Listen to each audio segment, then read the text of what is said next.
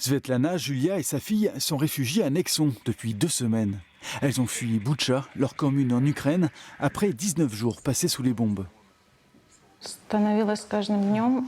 Tous les jours, la situation devenait de plus en plus non tenable, de plus en plus on avait peur. 19 jours, on était dans un état de peur, on ne pouvait pas ni manger, ni boire de ce stress. On avait des nausées sans arrêt. De nombreux cadavres ont été découverts dans les rues après le retrait des forces russes. Des civils exécutés de sang-froid à travers toute la ville.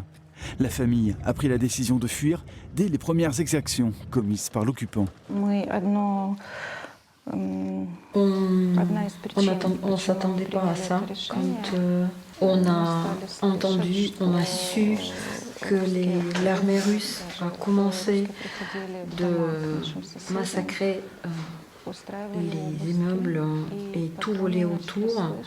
Quand on a appris que les Russes violent les femmes, les enfants à bas âge, j'ai pris la décision de quitter mon époux et mon pays.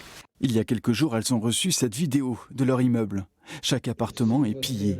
Les réfugiés sont aujourd'hui hébergés en Haute-Vienne par la belle-mère de Julia. Sa mère, Svetlana, ne se fait aucune illusion pour les prochains mois.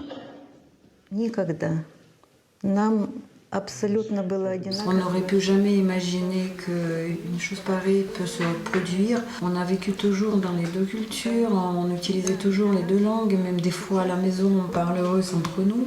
On n'aurait jamais pu imaginer qu'une telle situation peut se reproduire. La guerre n'est pas finie, elle est loin d'être finie. La fille de Julia vient d'être scolarisée en 5e à Limoges, en attendant des jours plus heureux.